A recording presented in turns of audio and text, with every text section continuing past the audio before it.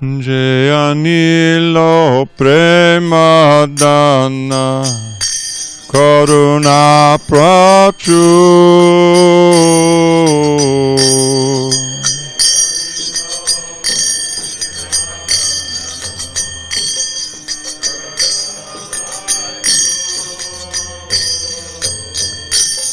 Heno Prabhu Kota Gela Chayataku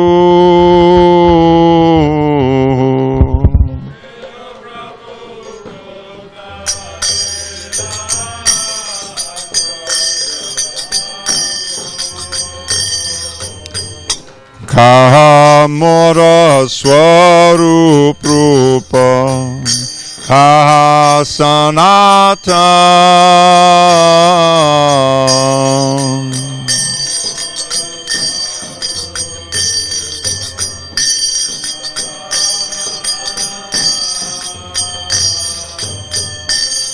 Kadasa Raghunata Patita Pavan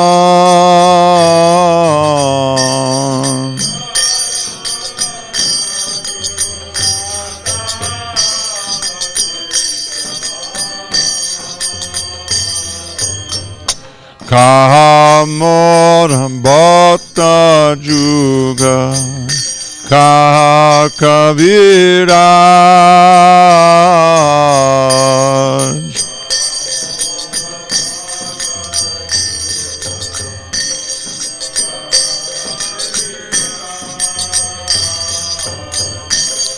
Eka Kale Kota Gela Goranataraj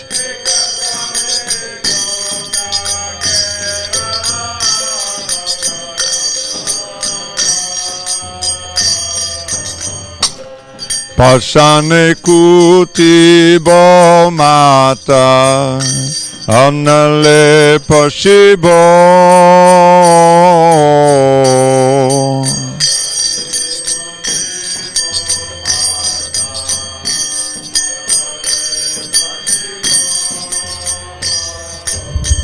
Too low. Gauranga Gunera Nidhi Kotangele Pabo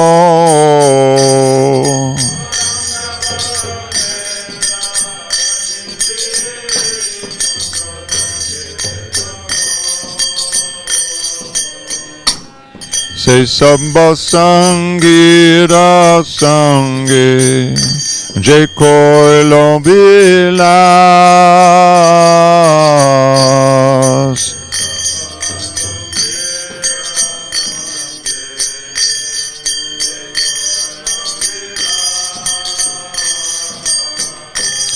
Se Sangana Paya Kande Norotamadas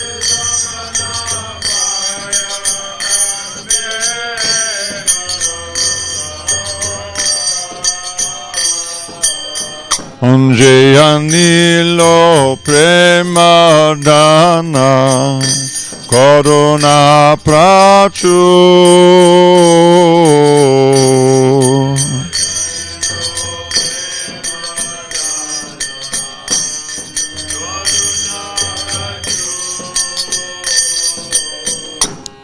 Heno Prabhu Kota Gela Chayataku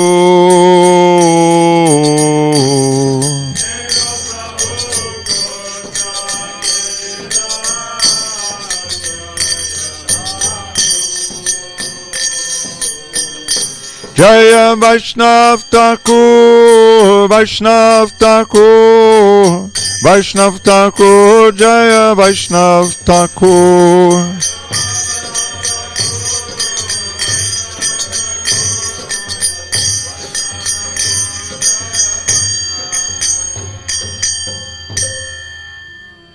He who brought the treasure of divine love and who was filled with compassion and mercy Where is such a personality as Srinivasacharya gone? Where are my Sarup Damodar and Rupa Goswami? Where is Sanatan? Where is Raghunath Das, the savior of the fallen? Where is my Raghunath Bhatta and Gopal Bhatta? And where is Krishnadas Kaviraj? Where did Lord Gauranga, the great dancer, suddenly go? I will smash my head against a rock and enter into fire. Where will I find Lord Gauranga, the reservoir of all wonderful qualities? Being unable to obtain the association of Lord Gauranga, accompanied by all of these devotees in whose association he performed his pastimes, Narottam Das simply weeps.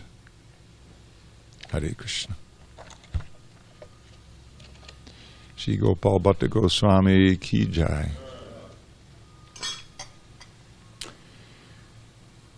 So, before we read Srimad Bhagavatam, we'll read a little bit about Gopala Bhatta Goswami.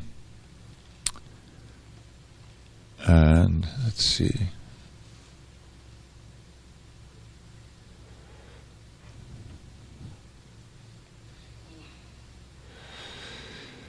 First from the Samadhi's book. Sri Gopala Bhatta Goswami, the son of Vyenkata Bhatta, a Sri Vaisnava Brahman, appeared in Sri Rangam, South India. Lord Caitanya once stayed for 4 months in his home and converted the family to Gaudiya Vaisnavism. A mere boy at this time, Gopal personally served the Lord. Sri Caitanya treated him affectionately, giving his remnants and blessings to become an acarya. So these were all, I don't know, it doesn't say here, they were part of the Sri Sampradaya. And so during that period of 4 months of the rainy season, Chaturmasya, Vyenkata Bhatta developed a very friendly relationship with Lord Chaitanya, and they all became ardent devotees of Lord Chaitanya, naturally Gaudiya Vaishnavas at that time. During his 4-month stay, Lord Chaitanya developed a close friendship with Vyenkata Bhatta, which Krishnadas Kaviraj describes as Sakya Ras. Freely conversing with each other, they would often laugh and joke together. One day, in a humorous mood, Lord Chaitanya asked Vyenkata, "Why does your worshipable goddess of fortune, Sri Lakshmi Devi, abandon the happiness of Vaikuntha and her service to her Lord Narayan? Why does she go to Vrindavan and perform severe austerities to attain the association of my Lord Gopal, the coward boy of Braj?" "I can't understand these mysteries," said Vyenkata, "but you, being the Supreme Personality of Godhead himself, can surely enlighten me." Lord Gauranga replied, "Lord Krishna has one unique quality. He attracts the hearts of everyone with his personal conjugal love, madhurya. Lord Narayan only has 60 transcendental qualities, but Sri Krishna has 64. And all of them are saturated with this unique quality of madhurya, sweetness. The Supreme Personality of Godhead, Sri Krishna, attracts the mind of Lakshmi Devi, but Lord Narayan can never attract the minds of the Braja Gopis." In Braj Leela, Krishna, disguised as Lord Narayan, once appeared before the gopis who were searching for Krishna. Seeing Lord Narayan, the gopis said, "O Lord Narayan, pranams. Where did Krishna go? Did you see?" By following the gopis who spontaneously love Krishna without awareness of his godhood, one can attain Krishna. The Shrutis, this is the personified Vedas, worship Krishna in the ecstasy of the gopis. Following in their footsteps, they received gopis' bodies to join Krishna in the rasa dance. But Lakshmi wanted to enjoy Krishna but retain her spiritual form as Lakshmi Devi. Without following in the gopis' footsteps, no one can attain Krishna. Close quote. After receiving initiation from Sri Babodhananda Saraswati, Gopala Bhatta came to Vrindavan and became a dear friend of Sri Rupa and Sanatan. Now what happened was he wanted to immediately go to Vrindavan, but Lord Chaitanya said, "No, you stay here and take care of your parents." And he did until he was in his early 30s. So some time, they were great Vaishnavas, all great Vaishnavas. And then he went, as described here, to Vrindavan and came under the care of Rupa and Sanatan. He did bhajan in Vrindavan for 45 years, mostly at Radhakund. On pilgrimage, now this is what I read, maybe you can confirm it, that he was so disturbed by the separation when Lord Chaitanya left this world, that Lord Chaitanya appeared in a dream and told him to go to Nepal in Gandaki River. So he went there, and in the Gandaki River, he took his bath and he dipped his lota there, and he found that there were these 12 Shilas had come. Shalagram Shila, that's the river that you go to get the Shilas. So how'd they get in there? He poured them out, but then he dipped again and they were in there again. So he said, oh, okay, I better take these back.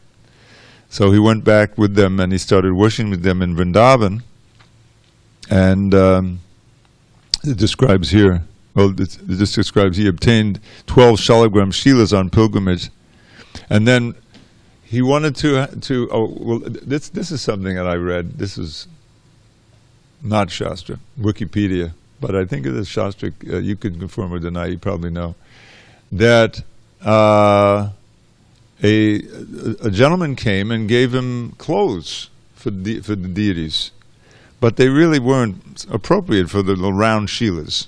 So Gopala Bhatta said, no, you should give them to somebody else, But the gentleman refused, no, you keep them. So then Gopala Bhatta was desiring to have a murti, a form of Krishna that he could dress and worship more formally. And so one night he went to sleep and he put the Shilas to sleep and then covered by a basket. And when he woke up, one of them had transformed into what we now know as a Radharaman deity, with the full form of Krishna. Who in self-manifested form from the Damodar Shila, is one of the Shilas. And that was like 500 years ago. And that deity has been worshipped. He had the temple built there, this Radharaman temple, and they've been strictly following carefully the puja for all this time. One of the few original deities in Vrindavan, because when Aurangzeb came, it was all this threat of breaking the deities, and of course Govinda went to Jaipur, and other deities went other places, some were hidden. Gopal, that Madhavendra found, was buried in the forest and was later exhumed and put on top of the Govardhan hill. But Radharaman, maybe because he was so small, they were able to easily hide it, but the deity worship didn't stop basically, and he was always worshipped. So, since 1542, Radharamanji has been worshipped with pure devotion, following precise Shastric rituals. Lord Chaitanya ordered Gopal Bhatta to write a book to check the spread of pseudo-loving rasas and negligence of Vaidhi Bhakti. In collaboration with Sri Sanatana Goswami, he compiled the Hari Bhakti Vilas, the authorized book explaining the ritual and devotional practices of the Gaudiya Vaishnava Sampradaya. He also wrote Satkriya Deepika. Now, this is instructions on various sacrifices, or that very strict instructions. And the outline for Sri Jiva Goswami's Shatsandarbhas. I didn't know that. He eternally serves Srimati Radharani as one of her Ashtamanjaris, Guna Manjari. His samadhi is within Radha Ramananji's temple compound behind the appearance place of the deity.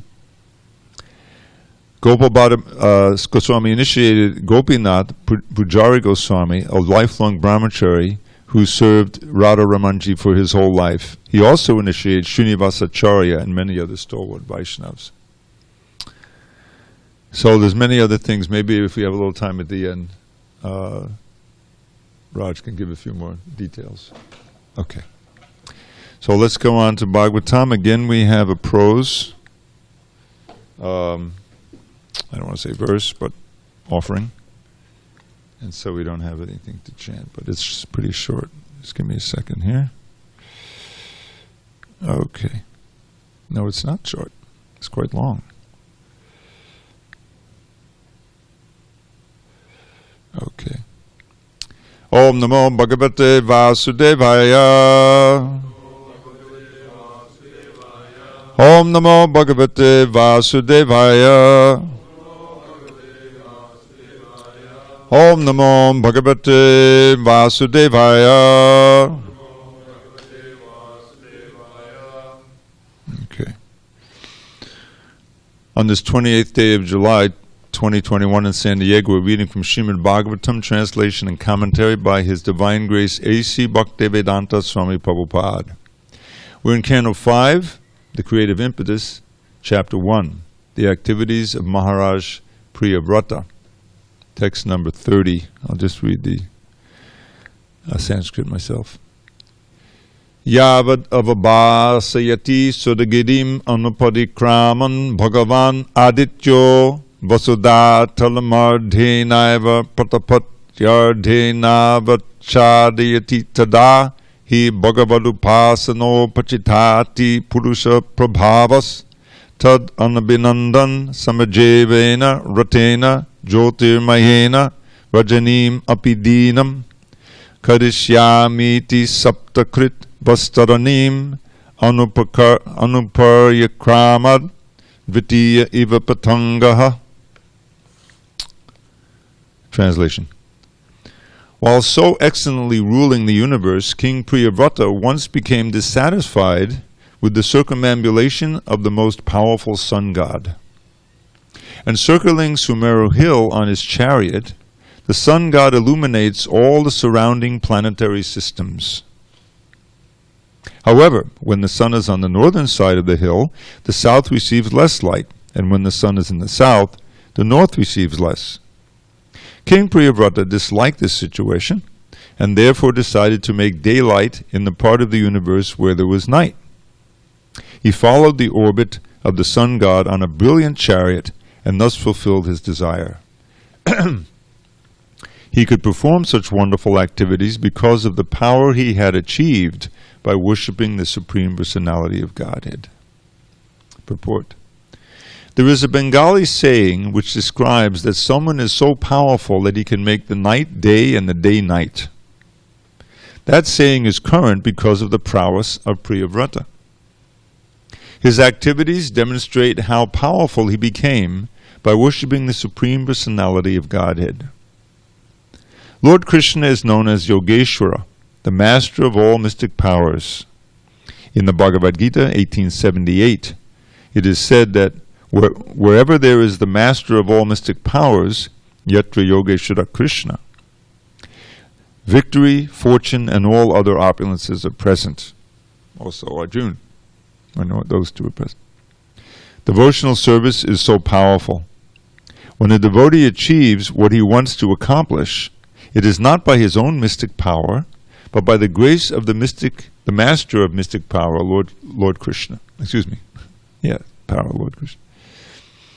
By his grace, a devotee can accomplish wonderful things unimaginable even to the most powerful scientist. From the description in this verse, it appears that the sun moves.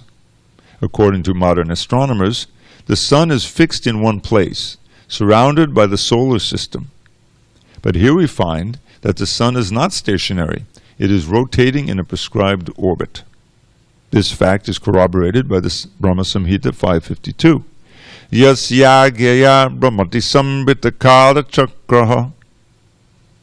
The sun is rotating in its fixed orbit in accordance with the order of the Supreme Personality of Godhead.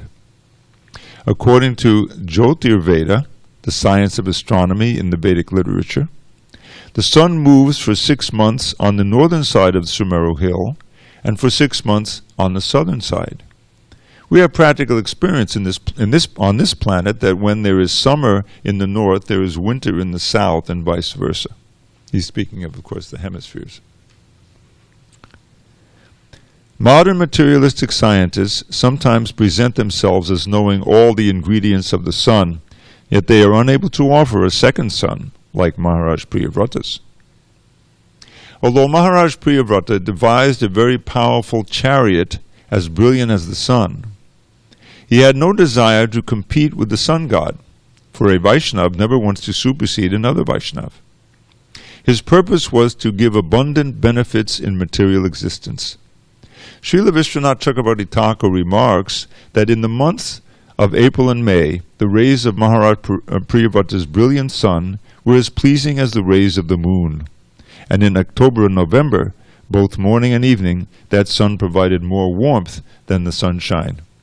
In short, Maharaj Priyavrata was extremely powerful, and his actions extended his power in all directions.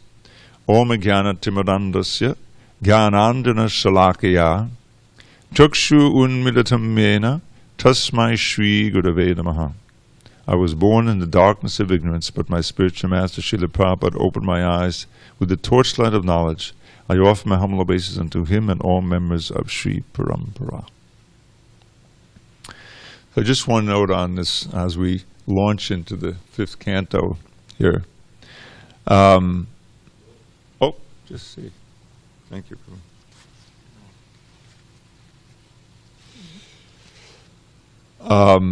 The fifth canto, when it came out, parts of it were very challenging for devotees. For one main reason, and that is that as we see in these passages now, there was going to be a lot more about the structure of the universe and what's going on in the different mountains and all kinds of things. None of which we can directly perceive, nor which is corroborated or which is supported by any of modern, as Prabhupada mentions, the modern scientists. They have their own idea, and they've got their telescopes, and they give us pictures of the moon, so to speak. And so many devotees would challenge because, this isn't. I mean, we learned in third grade that the Earth goes around the sun, and what is all this? How the sun is moving. So, so what the fifth canto does, and many other parts of our literature, is that they challenge our understanding of what we think reality is. I mean, if you think about it, more amazing than anything about the universe is just what we daily take as fact about Krishna Lila and about the all-pervading Supreme Personality of Godhead. He's present in everyone's heart. He knows everything, past, present, and future. And the wonders of his intimate pastimes that we learn are going on eternally in Goloka and also in your heart. They can be manifest if you. So time and space are like, and I mean, remember yesterday's verse? How long did Maharaj Prithu rule the universe? 1,100,000,000 years. That in itself, he didn't even say he lived that long. That was just how long he ran the universe. So all of these things kind of we have to accept them. This is Shastra, and all of our acharyas accepted it. And that's simply that we are unable to understand. Anymore, the verse, Atak Shri Krishna Namani Nabhavegrayam Indriyai, Sevan Mukha Hijiva Dasvaya Bevasparatita. Prabhupada quoted this verse very often. It's there in the Gita, I believe, in the purport. Meaning, very simply, with our present senses, which includes the mind, we cannot understand anything, really, about Krishna's name, form, qualities, etc. We're just too covered over. But, isn't it wonderful that by beginning Krishna's service, beginning with the tongue, chanting the name, tasting prasadam, like that if we pursue the process properly, that Krishna will eventually progressively reveal these things, the truth of them, from within. In other words, it's all by revelation. It's not by the ascending process using our senses, mind, and our intelligence to, make theories. So that has to be applied also to this section that we're reading, this fifth canto. Not the whole fifth canto, doesn't deal with that, but there are large sections. There's several chapters that we're going to encounter. And this right at the beginning here, the first chapter, we're starting to learn things about the universe we didn't know. So I just wanted to preface it with that because there's a lot of stuff coming up in this regard. Now the other part of that I especially wanted to focus on was this concept of empowerment, that King Priyavrata was able to do amazing things, inconceivable things, just living that long, creating another son. And it's also understood, the whole preface to this, that he was able to stay Krishna conscious in all of this, while dealing with all this material thing. And the amazing passage we read yesterday, he became more and more, involved with his wife, and his wife was giving him empowerment, And Prabhupada uses the word nuptial here. I think nuptial refers to marriage, literally, but it means, his relationship, the husband-wife relationship. It was very empowering to him. That was part of the empowerment that he got.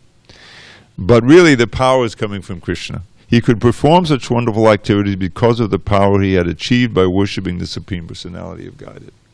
So this works on every level, even for us neophyte devotees. The ability to practice sadhana bhakti is rare. What is that famous pastime Prabhupada described when one of his godbrothers was in England, and I forget the name. Someone wanted to become what is it? Lord Jetton. He asked if he could become a brahman, because this would be a status symbol. It's like, and so he says, of course, you just have to follow these simple principles. No meeting, no intoxication, no gambling, and no illicit sex activity. Impossible. It's impossible. Those, as Prabhupada says, this is life. This is what the life consists of for gross materialists. This is where they get their pleasure. This is where they get their status. So it's inconceivable. But that's just like, the A of the ABC. If you want to actually practice devotional service, you're going to enter into the house of bhakti. This is a prerequisite. Otherwise you fall into the realm of the sahajiya, or the dilettantes, let's say, who they like. I like a good kirtan, and prasadam, but then I like to go out with my friends and get a drink and like that. Which happens. There's a lot of people like that. I'm sorry? A dilettante means someone who just dabbles in something. So many people, they like to do their bhakti. I do it on Sundays. You're not really serious. So to get the mercy, to get the inspiration and the mercy to actually seriously follow, or attempt to follow at least, bhakti yoga, is not a small thing. And oftentimes Prabhupada would say it comes from previous life, or sometimes he would say, I've given you the power to do these things, but it's not something that should be taken lightly. The fact that we're inspired to try to, and we should accept it as a great gift that we have this inspiration, and that we want to do it, the desire to do it, and to be willing to stay in the environment that helps you do it, is itself a great blessing and an empowerment of the Lord. And then we find that, as Prabhupada says in this at the end of the purport here, that about Maharaj Pritha. In short, Maharaj Pritha was extremely powerful, and his actions extended his power in all directions. And this Prabhupada would sometimes talk about that, the spread of Krishna consciousness, which, if you read the biography, or one of the biographies of Prabhupada, especially when he was getting on the boat and he was coming in the first year, it seems like he wasn't, at least externally, didn't know exactly what was going to develop, although he had that pastime with the subway director on the bench there, I have temples everywhere. It just hasn't manifested. He revealed that. But at least externally, he was going back to the port, checking on the boat and saying, And so they said, you keep coming, Swami, but you never get on the boat. Yes. Prabhupada was trying his, to do as best he can. He was giving all his all to starting this movement, and Krishna just showered him with amazing, power to do it. And the power really was the power to attract those who would be serious to take up the process. You can see it so distinctly in those early days. A ragtag group, hippies and musicians, and come together. And not all, but certain percentage, because of Prabhupada's personality, because he was attractive because he was fully Krishna conscious. It's always Krishna who's the attraction, Prabhupada, the love, the compassion was coming out, was pouring out of Prabhupada. He was making so many sacrifices for them, for us. And that's such an attractive thing that people wanted to serve him. Satsvarup Maharaj and Bhakti Steve, Steve Guarino before he was initiated. Yeah, I know where we can get some mangoes. He can be Prabhupada a mango, and just give Prabhupada and see him pleased by it. That's giving you so much, a little dollop of transcendental pleasure that draws you in. Let me practice more, let me chant seriously, So what I'm getting at is that this is available to all of us. We've already experienced it. The fact that, we're only maybe a dozen here and some online, out of a city of millions, it's rare. And we should realize our great good fortune and pursue it.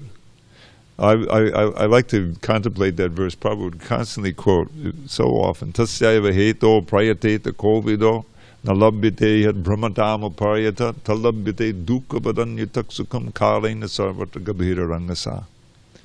Narada Muni is inspiring Vyasadeva to write the Bhagavatam with these instructions. This is in the 5th chapter, the 1st canto. And the idea is that Vyasadeva has given so much so far. All the other Puranas, which includes Padma Purana, which has plenty about Bhakti, and with the speak of Mahabharata, with the Bhagavad Gita, it's not that he didn't write about Krishna Bhakti or Krishna, but he hadn't written anything that was wholly and solely about Bhakti. It starts out, Bhagavatam starts out, 2nd verse, Dharma projita gaita votra padamo. This is any other dharma that's not purely focused on completely selfless, unbroken, uninterrupted service to Krishna is kicked out of here. And this is the Param Samhita. This is the final. Right in that verse, it says in his maturity. Right, this is his final offering. So in his instructions, Narada Muni is saying, if someone gives up his role in Varnashram and simply takes to pure bhajan of Krishna,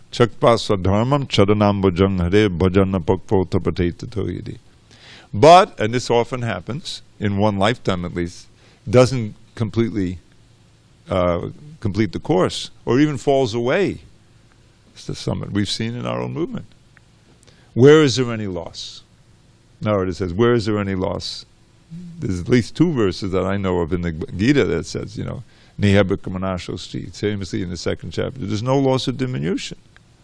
And in the 6th chapter, Krishna says to Arjuna, if you don't complete perfection in yoga, then you'll take birth in a wealthy family, you won't have to worry about your maintenance, pious, wealthy, or best of all, in a yogi family, Bhakti yogi family, which Prabhupada, of course, took birth in. And so you'll continue the process. So there's no loss. And therefore, tasyaiva heto prayateta. Now let's just think of this word prayateta. The prefix pra amplifies. Yateta means to strive. In fact, one of the words for a sannyasi is a yati. He's always striving very hard, and he's an example for society, for perfection in bhakti. So here he's saying you should strive very hard with all your might to attain that which you cannot attain throughout the whole material world. Tasya pratade nalabhyate yad brahmatam uparyada. Up and down, from Brahmaloka down to Patala, you will not find the jewel of pure Krishna Bhakti, here. If wherever you find it, it's not in this world, or it's some representative in the spiritual world. In other words, it's not something material. So therefore, strive for that, the greatest jewel, which Lord Chaitanya came to give freely. He was so fortunate. If we're just serious about this process, centered on chanting the holy name and dancing and celebration, glorification of Krishna, that's the essence of it. I know, of course, the support, the deity worship, everything has to be there, but it's not impossible. In other words, even us Kali, you guys can do it if we take that position. Trinadapi Sunichena. Realize how unqualified we are, and constantly praying to Krishna, calling out that verse that we came across recently in the Bhagavatam. It reminded me that apahata sakalaishana malatyan yavida demeda the bhavano upahuta. And this word upahuta means to invite, to call upon the Lord with the deepest feeling, with increasing feeling. Edita bhava. Edita means ever increasing. What happens? All apahata sakalai, all of the material desires are completely erased. And you're constantly calling on Krishna. And then on Krishna's side, it says, Nija jana vasagatam atmano yan. Krishna realizes, yes, I agree, to be controlled by this devotee. In other words, he can't leave the heart of such a devotee. Any more than the sky, is absent from you can always find the sky up there. Or sometimes it's said that in your own heart the ether is always there. The point is that it's the character or the quality of our chanting, of our calling out to Krishna and feeling very helpless and needing to, your empowerment, your mercy, just to take the next step in bhakti. Cultivating that feeling induces the Lord to empower one to do miracles in one's own sadhana and in preaching the devotional service. So that's one of the things here. Now Maharaj Pritha became empowered to do amazing things in terms of his service that he took up. And remember, he had to be induced to that. He had already renounced everything. So now I'll manage the universe. I don't know if the part of the contract included for 1 billion, 100 million years. But anyway, he took on the service and he did it perfectly, all that time. So this is a lesson that we can take from this verse. Oh yes, and I wanted to perhaps more down to where we're at, this famous passage. It's actually Vallabhacharya, when he meets Lord Chaitanya, he chants this verse to him. Kalir Kalir Dharma, Krishna Nam Sankirtan. Krishna Shakti Vina Nahaitar Pravartan. Especially that second line is very well known. The fundamental religious system in the age of Kali is the chanting of the holy name of Krishna. Unless empowered by Krishna, one cannot propagate this Sankirtan movement. Now I have a little pastime, if you will allow me, involving this verse. I may have mentioned this before, but I don't know if you all will hear it. Back in 1977, I was sitting in LA and we heard early in the year, Prabhupada wanted the devotees to come. We didn't hear that he wanted every devotee to come, but we knew that he wanted us to come. I was working with Mandaleshwar on the Back to Godhead magazine. And so as the time went on in that year, Satsu Maharaj, who was then the editor-in-chief, Prabhupada had given the magazine in the early days. I won't explain how that happened. In the early part of the year after the Gopanim festival and the meetings. So he came to LA, he was staying there mostly. But then he would fly off to go to Vrindavan. Because news came that Prabhupada's health was declining, and he was thinking maybe now's the time, and he'd come back. And he went several times, at least twice, there and back, there and back. So anyway, I was appealing to Ramaswar and Swami, can you please arrange for us to go, myself and Mandaleshwar. So the SSR, which is such a critical book, the central book of distribution, right? That was just in production.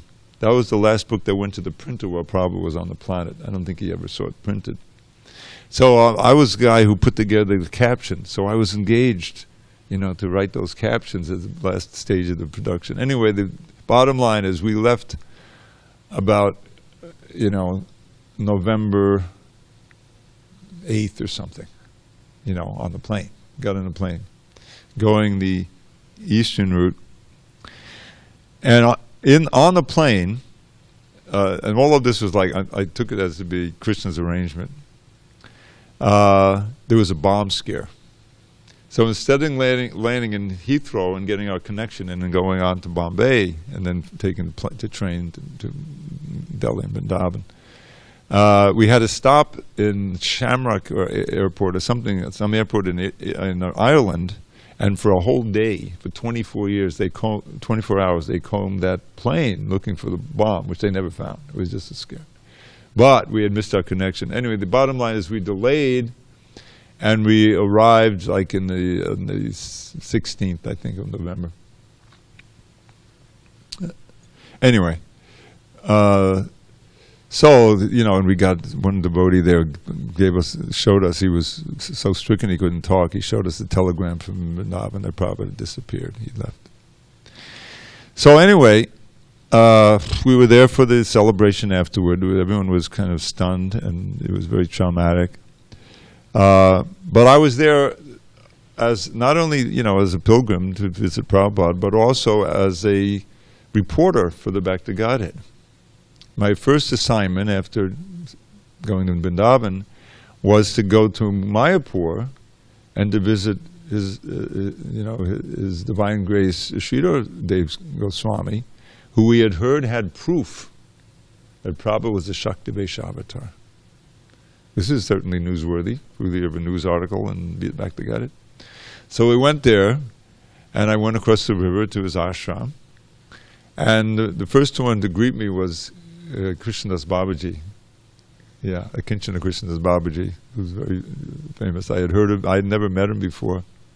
And me being like a 2-year devotee and being, very proud, as I still am, I asked him, like a fool, would you like to hear a nice shloka?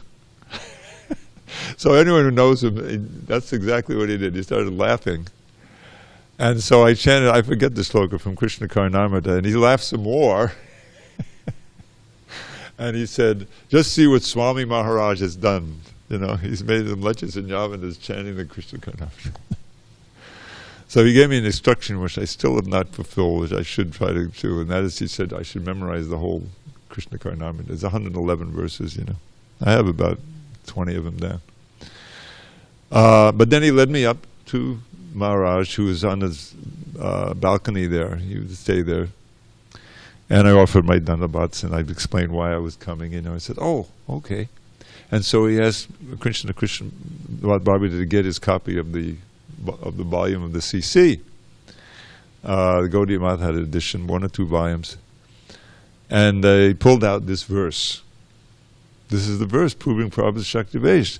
Kali Kala Dharma Krishna Nama Sankirtan. The fundamental religious system of the age of Kali is the chanting of the holy name of Krishna. Unless empowered by Krishna, one cannot propagate the Sankirtan movement. Prabhupada obviously propagated the Sankirtan movement all over the world. Therefore, he was powered with Krishna Shakti. This is the definition of Shaktivesh. So that was my news story that I wrote there. I was so enthralled, I came back the next day just to get some more association. So then, so I just wanted to give you that little pastime. But this empowerment, which is so obvious with Srila Prabhupada. Also, all of our efforts are to whatever degree we're really surrendered and sincere and trying and practicing, we can also be empowered in our services, specific service. direct book distribution, deity worship, cooking, whatever it takes. And don't think, this temple, every temple that Prabhupada founded, is a very important part of the preaching movement. To Marginato, he's engaged in taking care of the temple and the deities worshiping, and he's assisted by us, by his followers. That's what we should think of all of our services, and that empowerment will be there if we're sincere and we're chanting with sincere supplication. In that regard, if you allow me, just before we have little comments and questions, and that is, every morning when we greet the deities, there's a prayer that I discovered in Maharaj.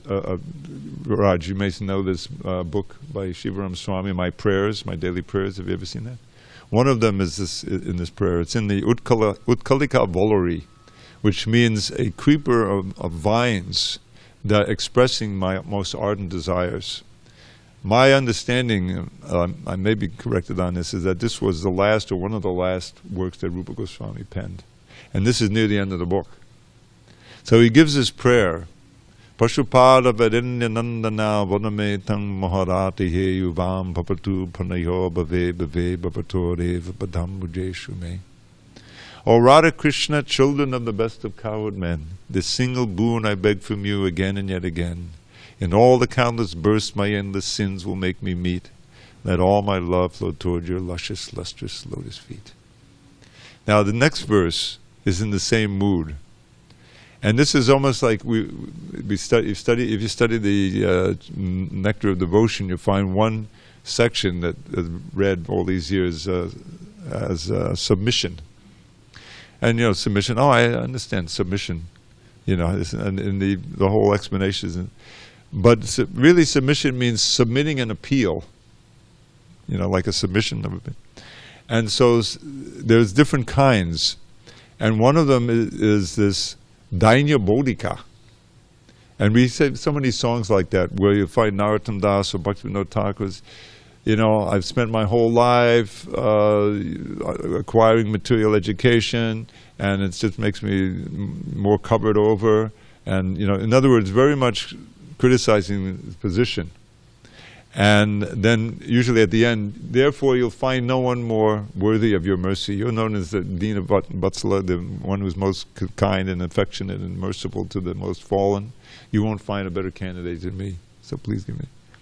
So this next verse is in that mood by Rupa Goswami. He says, Hanta Sanda, the one I just did also, where he's saying so many sins. But this is even more. Hanta Sanda Kadonaso Dharjari Purnamana Sadado Prasidatam Durjane to the Chatang Vate Naja Prekshana Pabiva Just Vachamapi. Now just get this image. This is a wonderful. Hanta means the last. Sandra, intense. Kodona Sudharjari, there's a waterfall of your mercy flowing in your hearts of intense mercy. Sandra Kodona Sudharjari, nectar mercy that's flowing in your heart, from your heart. Sudharjari, Purna Manasadado, your hearts are overflowing with this intense mercy. Please give me just a drop of that mercy, and let me have a hint of attraction for your lotus feet as a guarantee of some future meeting.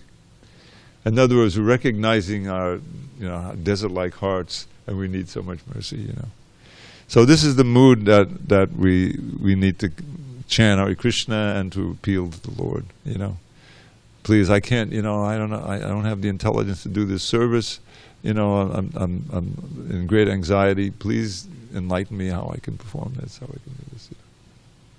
So that's the mood of Priyavrata. He didn't want to do it. He wanted to stay on that mountain and chant Hare Krishna, but he surrendered to the order of Krishna as given through the exalted Lord Brahma, and now he's performing wonderful, amazing things in that service. Okay, I'm going to stop there. Any comments or questions, locally or Hare Krishna? All right, let's have a local one, and we'll call on you in a minute. Okay, Vijay? Okay, Prabhu. Thank you very much. Who has the mic? Let's get that mic moving. Oh, over here? Oh, okay. You're next. He can go first. Yeah, we have another mic here. All right, you hold on to the mic. You use that mic. Go ahead, Daniel. Go for it. You go first. Thank you, Vijay Prabhu. Very interesting. He's taking notes. You know, this is very good. But can you read the notes? That's a question. Sorry, I said Vijay. My bad. I'm so sorry, Prabhu. Okay, Dravida Prabhu. I'm so sorry. Oh, okay. I'm so sorry. So I had a question. So the four was no meat eating, no gambling, no illicit sex, and no intoxication. What is considered gambling? Because I know old-fashioned gambling is you bet money and this and that, but then it's like gambling your life, a certain type of gambling, or those kind of things. Interesting question. Gambling is. Any speculative business thing, that certainly is. I mean, it is stock market is a big gambling casino, that's certainly there. But this is maybe a little, but what normally considered to be gambling, the roulette wheels. I used to be a gambler when I was 18, 19 years old. I mean, I wasn't totally addicted to it, but I went to the racetrack. Until finally, I lost my whole paycheck, which was about $45. I was making $1.35 an hour. And those who were there for a year, they made $1.50 an hour. I mean, this is the job I had. This is when I first left college. And so it's a very degrading thing, this gambling, and it's very addictive. We commonly say. But interesting enough, Prabhupada on a morning walk, you may have heard this, he said, we're not supposed to do gambling, any gambling. But all of you are gambling. And everyone said, well, how's that? You're gambling by surrendering to Krishna. In other words, you're investing your whole life. So we have to invest. You don't know what the result is going to be. We're trusting in Srila Prabhupada and the Shastra and the disciplic succession and all of these things, and it's not a sure thing by material calculation, So in a sense, that kind of gambling is good. Obviously, it's almost like trusting. You have to trusting. You're jumping off the bridge with that, what do they do, the bungee jumping, and it's a risk. So life is a risk one way or another. So we are trusting in all of the things in Srila Prabhupada and the books and the devotees and so forth. And the wonderful thing about it is that even after a short while, you start to win.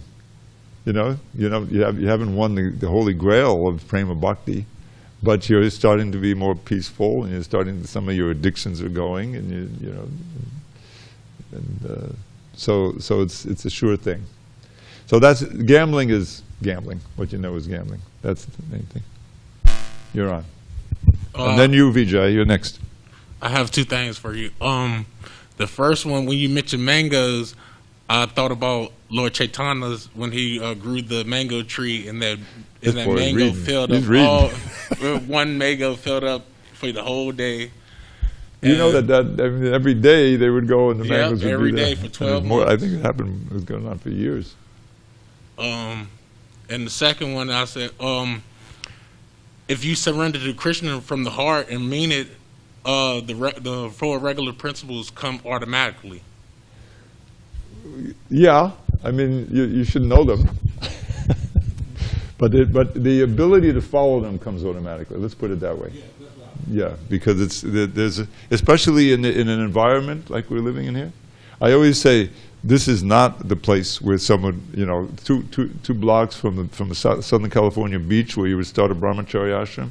It's not the natural place for it, But it's possible.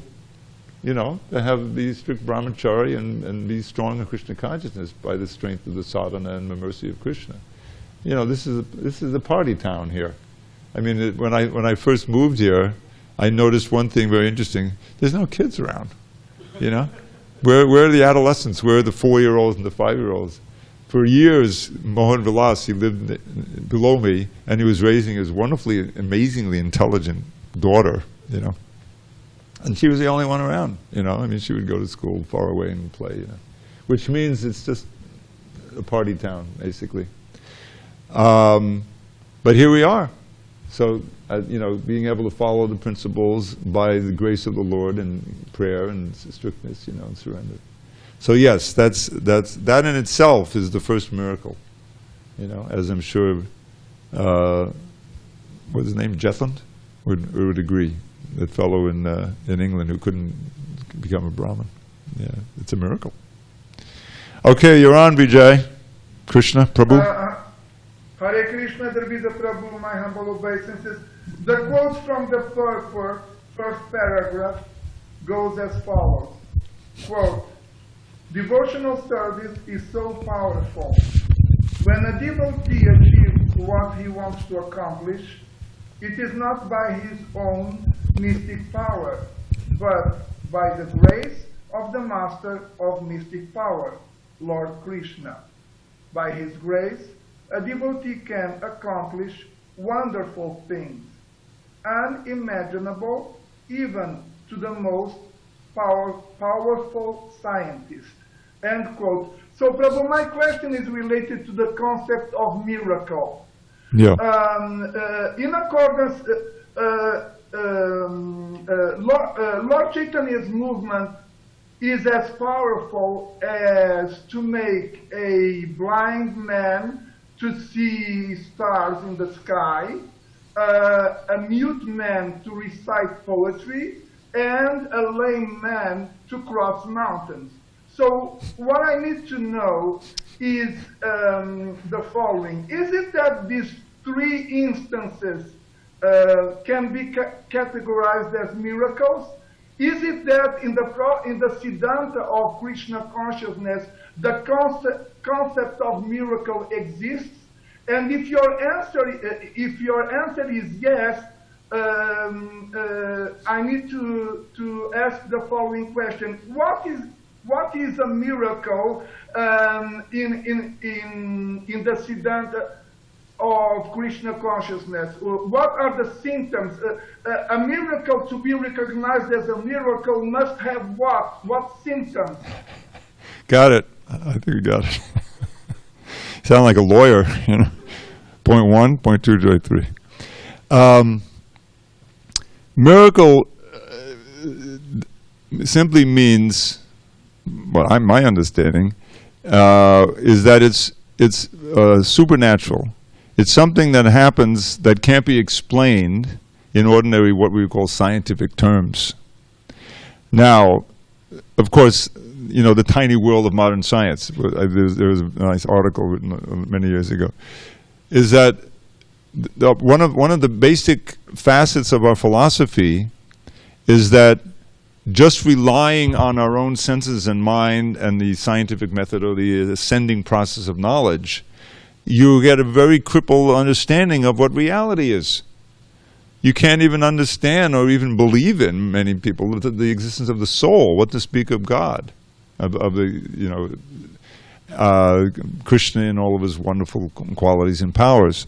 So a miracle, as you look it up in the dictionary, and it'll be that, is something supernatural, out of the realm of understanding, limits of our present knowledge. Because I would say that many of the things happening now, just like what, people are carrying in their pocket, that cell phone, by which you can, call somebody, or you see them, now I never get into this, of just walking on the street and you've got your earplugs in and they're having a conversation with somebody across the globe. Now you ask somebody like 30 years ago, or even more recently, you mentioned, we can, you can just be walking along the street and you're talking, and you can be talking to someone in India or in China. Oh, come on. That's a miracle. That can't happen. Because they couldn't conceive of it. All of the things that had to happen to make a cell phone. And so many other wonders of modern science. So what to speak of the spiritual miracles? What to speak of the spiritual world and all of the different spiritual planets and the creations and all of the just on the material world that we have no idea of. The fact that there are many universes. I'll tell you a little. There's always an editing component.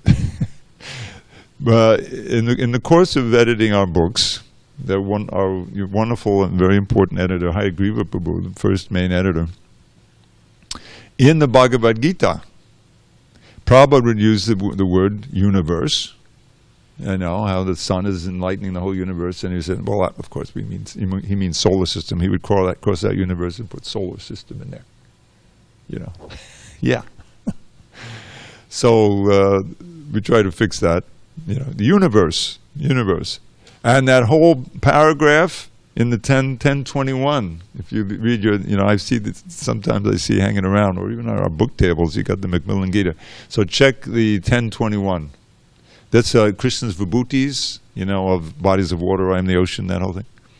So Bhagavad talks about nakshatranam aham shashi.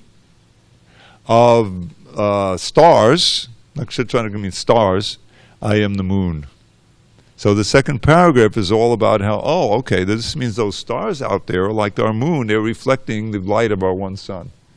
And I said, I'll never accept that. I better cross that out. And so it never appeared until the revision. But that's one of these things that miraculous. How are you going to accept it? Because it doesn't compute with our modern science. So our movement on our philosophy and our books are full of miracles from the point of view of what modern day knowledge is based on science, atheism, really. So, and in addition to that, there are things that are far beyond that. Even with ordinary devotees would understand. Krishna's Leela, that also doesn't compute. How he's, pampered by Mother Yashoda, he's crying, she's running after him, and, the whole Damodar Leela. That doesn't compute with what ordinary people think about God, what God is. So there's all of this kind of expansions of what we need to understand for Krishna's internal energy and his external energy. So this idea that what we're reading right today and yesterday about someone living for 100 million years, and not only that, but he's running the whole universe, and he decides to start a new sun, and it just seems miraculous, and the scientists would say mythological.